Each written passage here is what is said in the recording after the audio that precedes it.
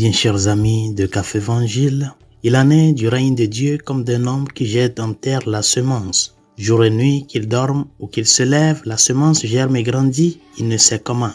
D'elle-même, la terre produit d'abord l'herbe, puis l'épi, enfin du blé plein l'épi. Et dès que le blé est mûr, il y met la faucille parce que le temps de la moisson est arrivé. Bien-aimés dans le Seigneur, les paraboles que le Seigneur nous propose dans l'évangile de ce jour, tant la parabole de la semence qui germe et grandit d'elle-même et la parabole de la graine de moutarde viennent nous montrer comment le chemin chrétien, le cheminement de la vie chrétienne ou de la vie en général est un cheminement processuel, un processus. Un processus dans lequel tout ne dépend pas de nous, mais plutôt de celui qui veut faire et construire une relation avec nous.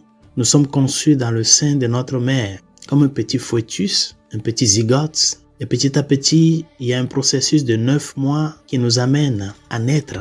Et après la naissance, comme ce tout petit, ce bébé si fragile, toute notre vie est une vie qui dépend des autres. Ce sont d'autres personnes qui prennent soin de nous, qui mettent la main, qui nous aident à pouvoir faire le chemin de la vie petit à petit jusqu'à parvenir à cette croissance-là humainement et aussi spirituelle et par conséquent vitale. Et notre rencontre avec le Seigneur se joue aussi dans cette dynamique du processus. C'est lui qui nous appelle, c'est lui qui t'a appelé. On ne se fait pas chrétien par soi-même. On devient chrétien par rapport à la réponse à un appel qui vient changer l'horizon de ta vie. Et cet appel-là, qui passe par d'autres personnes ou d'autres événements, implique un chemin de maturité. Et c'est pour cela d'ailleurs que Saint Pierre, dans sa lettre, la seconde lettre, nous dit que certains pensent que Dieu tarde. Il tarde à accomplir ses promesses. Et Saint Pierre nous dit, ce n'est pas qu'il tarde, mais il veut que tous soient sauvés. Il est patient et veut que tous parviennent au but. Oui, mon frère et ma sœur, bien sûr que ta vie a un passé. Peut-être ce passé n'a pas été rose. Peut-être c'est un passé où tu t'es éloigné totalement de Dieu. Tu as choisi d'autres chemins. Ou peut-être, étant avec lui, tu ne lui donnes pas la place qui lui revient, qui est la première place dans ta vie. Mais il y a d'autres choses qui, malgré que tu es avec lui, il y a d'autres choses qui te préoccupent plus que lui. Et arrivé à un moment, tu as senti qu'il y a quelque chose qui ne va pas. Tu es revenu au Seigneur. Ne cherche pas à aller à une vitesse supérieure. Laisse le Seigneur petit à petit travailler la terre de ta vie. Afin que cette semence que tu as reçue, à un moment donné, que cette semence puisse faire tout le processus pour t'amener à parvenir à cette croissance-là et cette maturité en lui. Ne te décourage pas, ne te désanime pas quand tu vois peut-être que dans la vie d'autres personnes, tu as été à un autre rythme, mais dans ta vie, c'est pas comme ça. C'est lui qui a jeté la semence. Apprenons à être réceptifs. Tous les jours est une opportunité d'être réceptif à la parole de Dieu, à ne pas laisser notre vie être emportée par les idéologies. Parce qu'aujourd'hui, telle personne a dit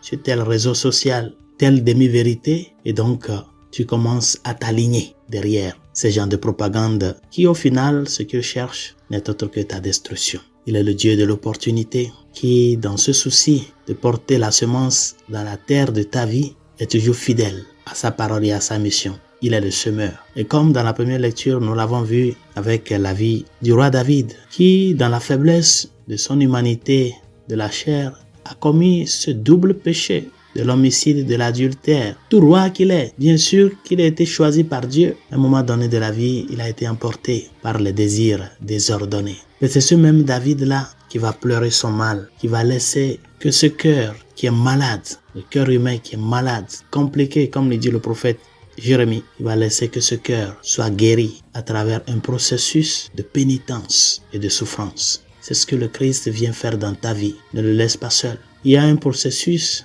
que nous sommes appelés à parcourir. Et ce processus implique mourir pour soi pour parvenir à donner du fruit, comme le grain de blé qui tombe en terre, qui meurt et qui germe pour donner du fruit. Il est important de savoir que nous ne pouvons pas faire le chemin chrétien sans tenir compte des petites privations, des petits sacrifices qui ne sont que des petits chemins de nous unir à la croix du Christ. Cette croix que nous les hommes, nous avons construite. Ce n'est pas Dieu qui a construit la croix, c'est nous qui avons construit la croix. Mais Dieu l'a assumé pour faire de ce lieu de malédiction une source de vie. Et il l'a fait parce qu'il est tout Dieu. Et c'est de là que toi aussi, tu es appelé à unir ta croix tes souffrances à celles du Rédempteur, afin que lui qui l'a fait une fois pour de bon continue de le faire au jour le jour dans ta vie. Parce que n'oubliez pas, nous sommes toujours en cheminement et il y a beaucoup de défis que nous rencontrons au jour le jour. C'est pour cela, la rédemption du Christ doit être pour toi et pour moi le point de départ pour pouvoir toujours et toujours faire le chemin